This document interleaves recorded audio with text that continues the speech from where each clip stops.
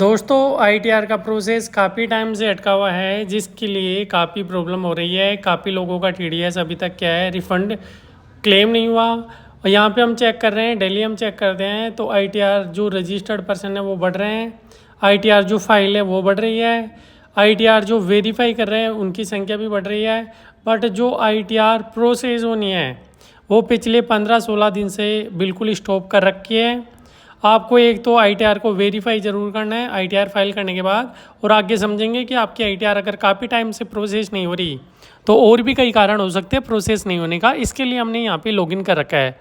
Login करने के बाद हमने आईटीआर फाइल की 31 जुलाई को हमने ई वेरीफाई कर दी, लेकिन ये प्रोसेस नहीं हुई। कोई इशू नहीं है, अगर आपकी आईटीआर प्रोसेस नहीं होती तो अभी तक गवर्नमेंट ने आपके आईटीआर को प्रोसेस किया ही नहीं, ये माना जाता है। दूसरे केस में हम क्या करते हैं, हमने आईटीआर फाइल कर रखी है।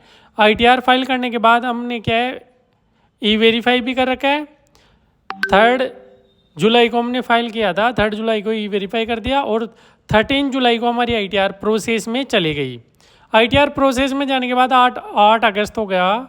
8 अगस्त तक अभी क्या है, हमारी आईटीआर प्रोसेस नहीं हुई कंप्लीट। इसमें 15-16 दिन तो वो हो गए जब गवर्नमेंट ने आईटीआर का प्रोसेस बंद कर रखा है। और भी अगर मान लो ज़्यादा टाइम हो जाता है तो आपको क्या करना है, 26AS, AIS और TIS चेक करना है। तो हम यहाँ 1 बाय 1 करके चेक करते हैं, और जो हमारा फॉर्म हमने फाइल किया है वो भी हम चेक करेंगे।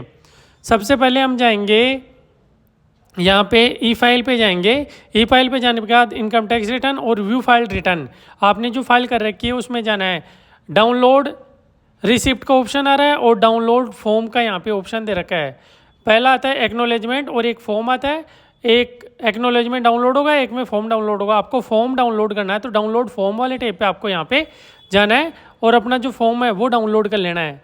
इसके बाद में आपको 26AS पे जाके 26AS जो है वो भी यहाँ पे डाउनलोड कर लेना है। हमने फॉर्म और 26AS डाउनलोड कर लिया।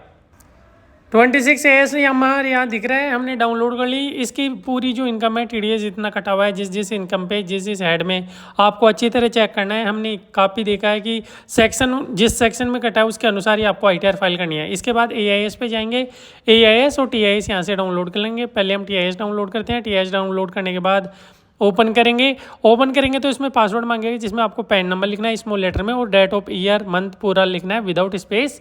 उसके बाद हमने यहाँ पे क्या है वो भी डाउनलोड कर लिया।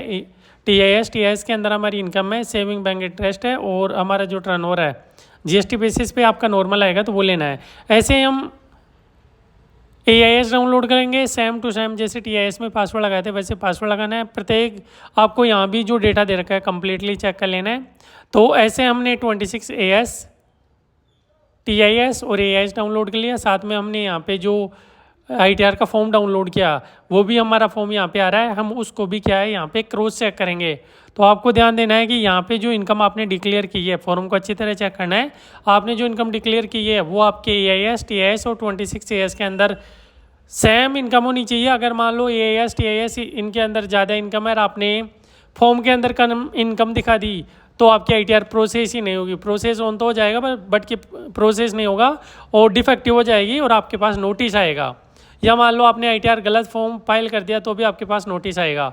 हमने आईटीआर 4 फाइल किया है, हमारी 194C के अंदर TDS कटा है कॉन्ट्रैक्ट बिजनेस में, तो आईटीआर 4 ही हम पे एप्लीकेबल है। आपको ये जरूर देख लेना है कि कौन सी आईटीआर या कौन से सेक्शन में आपका TDS कटा है। इसके बाद आपको अपनी बैंक डिटेल जो है वो चेक करनी है, बैंक अकाउंट पर जाना है। अपडेट का यहाँ टैब दे रखा है, अपडेट पर क्लिक कर देना है।